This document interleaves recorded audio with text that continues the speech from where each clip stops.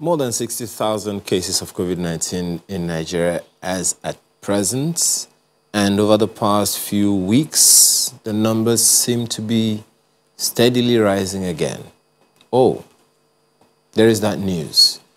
There is a COVID-19 vaccine in the air. How soon? Any hopes?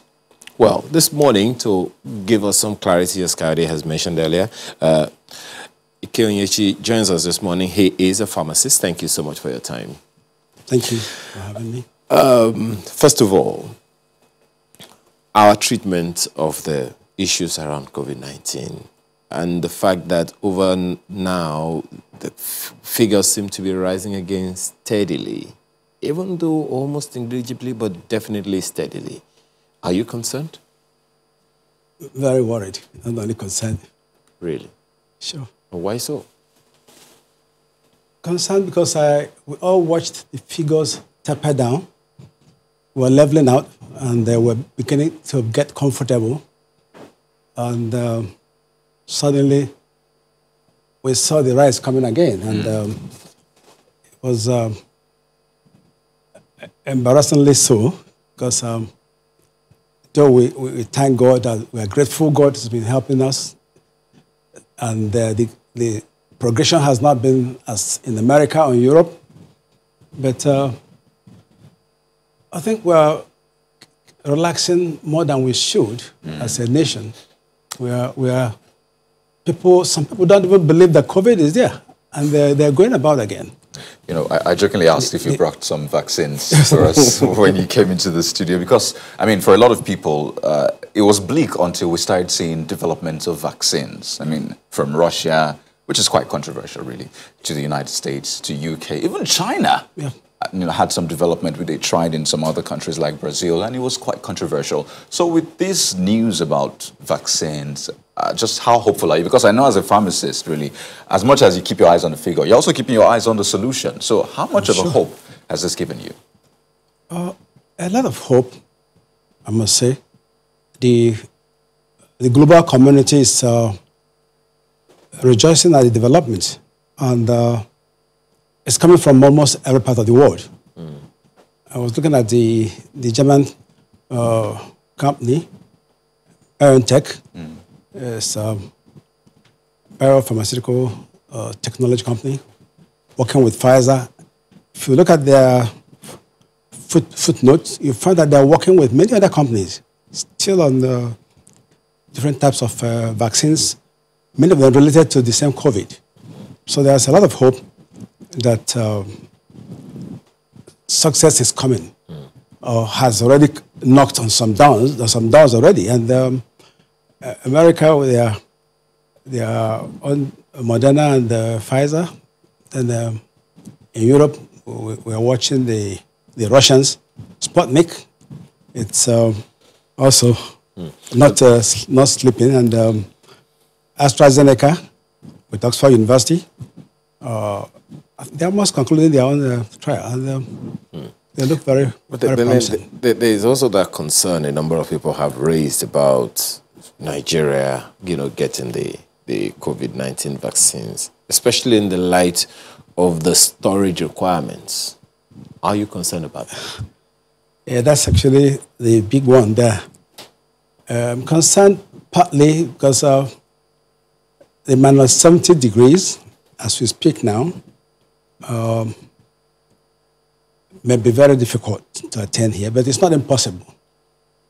It's determination. If we are proactive about this, since it's working somewhere, if we're determined about it, I'm sure something will happen. What will it take? Maybe, if you can give us a picture, because some people will be wondering, what does -70 degrees mean? What kind of temperature? Yes. It's like a freezing temperature far below zero, as zero water freezes, and you have ice. So you have to still go down to 70. So it's a sufficiently difficult temperature to attain. In other words, the freezer in somebody's house is not cold enough. No, it's not. Definitely not. So is it even feasible for us It's feasible in the world, and there's nothing we cannot do here.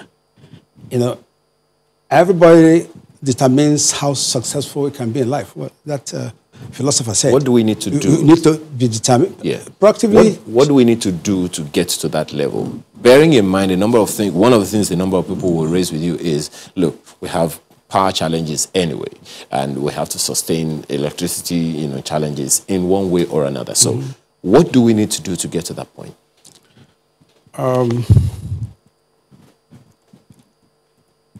You know why I said it's possible, even at a limited level of government. Government can create this in the government facilities. But it's not something that is replicable easily. It's not something we can roll out, no. In my pharmacy, we have a NAFDAC-approved cold chain facility. It's very difficult to maintain that, to even pass the standards already laid down by NAFDAC. And that's for 2 to 8 degrees. That's the best I'm able to do as we speak. That's -2 or 2 to 8 degrees? No, 2. 2 to 8 degrees? Yes. Not even at the minus level yet? No. That's the normal fridge, a good fridge anyway. Yeah. And then a standardized cold room, and NAFDAC lays down the principles and the policy directions in setting up those type of rooms that will have 2 to 8 continually. So it's not an easy standard even to maintain. So -20, -70 is hard. You can extrapolate. I want to be optimistic. That's why I told you that it's possible. But I don't believe in impossibilities. Absolutely. Yes, but not. You can't rule out -20. You can't rule out not talk about -70. Wow.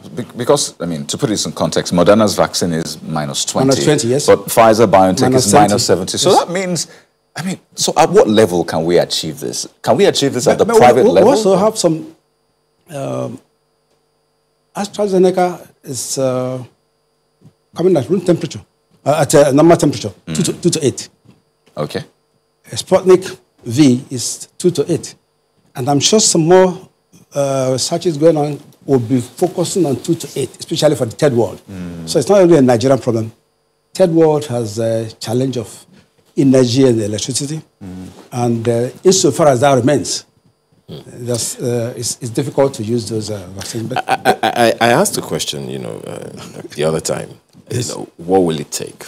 Let's put the figures out there, at least what is obvious to us. There are 200 million people in Nigeria. If we're going to, vaccinate everyone in Nigeria, what kind of storage are we looking at? That's one. Now, we have to get facilities that can freeze or house or warehouse and store them at that particular temperature to that degree for so long.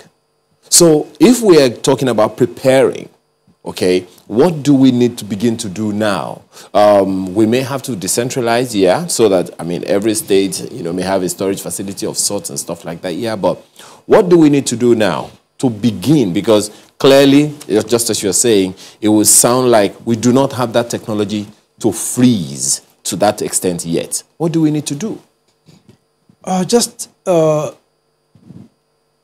Be determined to make a difference. If we are determined, if we proactively pursue this, not the way we have a lot of policy somersaults. And if you're looking at it from that perspective, then I can't suggest anything. But as an optimist that I am, I believe we can start somewhere.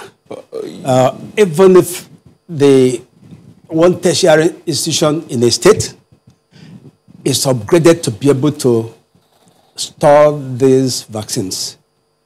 And the manufacturers, I'm sure, will be coming with something. Don't forget that. The manufacturer knows, Pfizer knows that it's difficult to even have light to keep the 2 to 8 degrees in Nigeria. So if they're making this, they must be making a a vehicle, a way of conveying this to the users. Usually, such a global GMPs are determined around end to end, from manufacturer to the consumer. You are still responsible as a manufacturer to ensure that what you've manufactured is taken to the user in the right state. That's part of, if you see definitions of fake products or fake drugs, it's if you deliver this to the user in a state, not the way that was approved by regulators. You already have defaced or denatured. In this case, it will just easily denature if exposed to the temperatures that are adverse. Because I've seen some of the manufacturers provide GPS tracking devices such they will know that the temperature didn't drop and be sure that it's still effective. That is the global standard now. Yeah. If you package something at the point of use, at the point of delivery, a tracker is plugged out, fixed in your computer, and it interprets. And if it's something coming from a country, you send it back to the manufacturer, and immediately you get the report. Things have been delivered and found to have lost their validity because the temperature was interrupted. Actually, we had an instance once. There was a delay of flight somewhere, and they still continued the next day and got the product here because we needed to look at take that tracker back to the maker. The next day, they said, no. This hasn't worked. Well, two issues I'd like you to... It was already bad, so we discarded it. Pardon me, two issues just before we wind down. So you've outlined the different vaccines and their temperatures, and it will seem that it's AstraZeneca's and maybe Russia's Sputnik 5 that we can handle based on the facilities we have between 2 and 8 degrees, right? So that has maybe narrowed down our options to AstraZeneca and maybe some are still coming anyway. And maybe the ones still coming. So we shouldn't look at the Modernas, we don't. Pfizer's.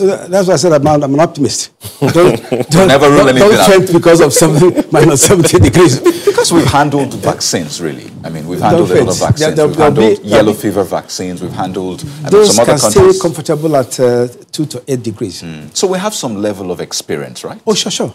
A lot of it. NAFDAC is there laying the standards, and you can't mess up with them. Okay, so aside the storage... And even the standards are changing. Even the one we had 5 years ago. In the last 2-3 years, there was upgrade. They come round and probably where you used to put one thermometer in a small cold room, you find that the standard now is you have to put at every corner of the room, and then you have to take a graph to be sure that the temperature is maintained at that 2 to 8. Because I realized when they were doing that different parts of the cold room, so we are 2, so we are 7, so we are 8. Okay.